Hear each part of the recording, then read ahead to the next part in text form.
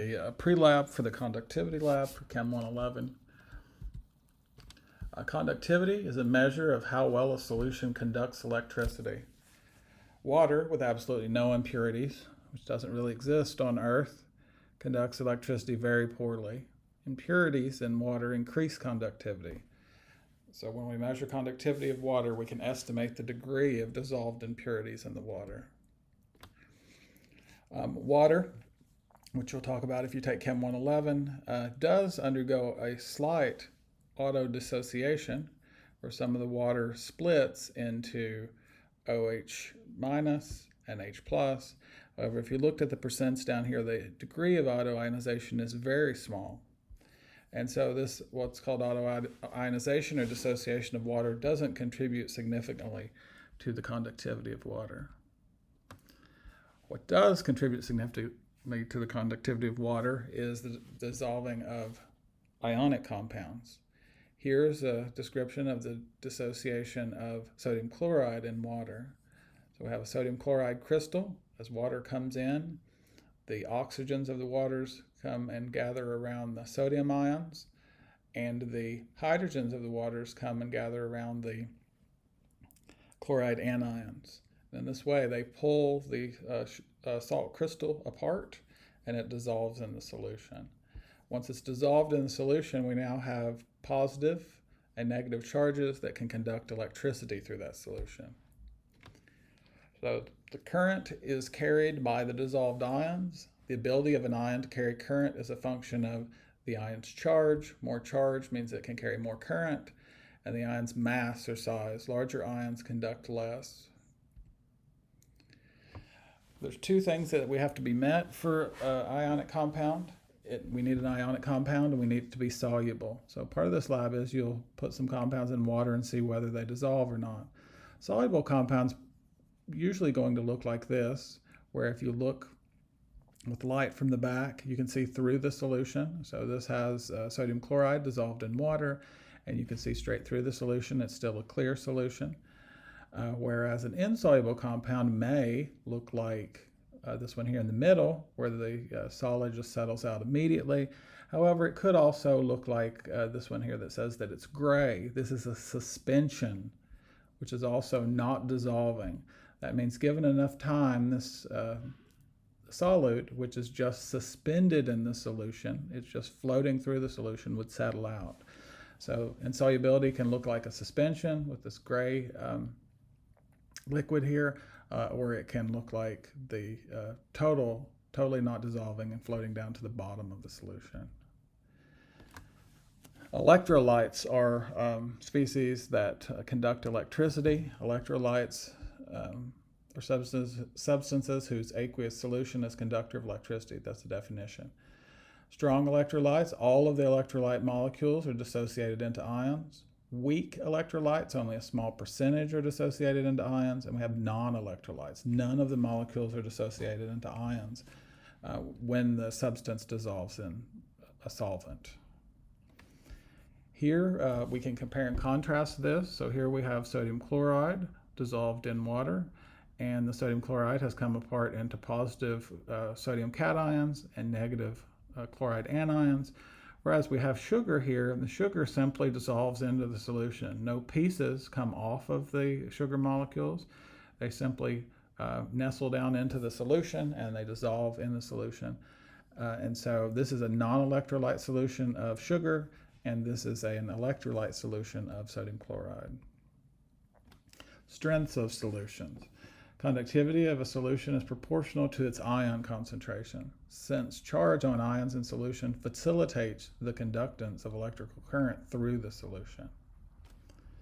Conductivity is measured by two plates placed in the sample. A potential is applied across the plates, and the current is measured. The basic unit of conductivity is called the Siemens. We will measure specifically in this lab in micro-Siemens. Cell geometry affects the conductivity value. So if you have the plates further apart, the conductivity is lowered. If you have them closer together, the conductivity is increased. If the plate's bigger, the conductivity is increased. Standardized measurements are expressed in specific conductivity units of Siemens per centimeter to compensate for variation in the electrode dimensions. In lab today, we'll use two types of conductivity probes. This one here on the left gives us a qualitative measure. If the red light is off or dim, there's no conductivity through the solution. If the red light is bright, we have a medium amount of conductivity. If the red light and the green light both are on, we have high conductivity through that solution. Also, we have a quantitative measurement. Quantitative means we have numbers now.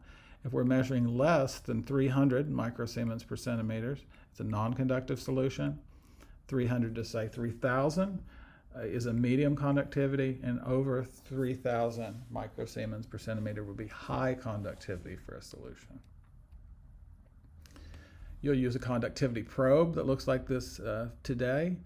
You have two little metal electrodes that are inside of this gap that's here, and this is the two metal discs that the electrons are trying to move between.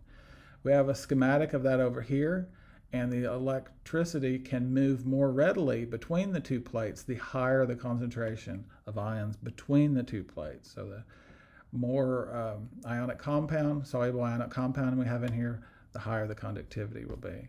We have two metals in contact with the electrolyte solution right here. Voltage is applied to the electrodes, resulting current that flows through the electrodes is used to determine conductance. The amount of current depends on the solution conductivity, the length, surface area, and geometry. How the electrodes are structured will also affect the amount. So here's what you want to do with your sample measurements today. Rinse the conductivity cell sensing element, so the inside of that of your probe, with DI water between each sample. When you're ready to measure your conductivity, dip the cell up and down 2 to 3 times to completely wet the surface. Make sure to allow air bubbles to escape from the conductivity cell inside holes by tilting the cell slightly. Cleaning. For most applications, like at the beginning of the lab, if you get a relatively high conductivity for distilled water, you will want to wash the probe with soap and warm water. Rinse it with distilled water, and then it should work for you. Here are some tips and tricks for today. So you probably talked about this in lecture already. Molecular compounds are composed of non-metal atoms. They don't break apart when dissolved in water. Ionic compounds are composed of a metal plus a non-metal or polyatomic ion.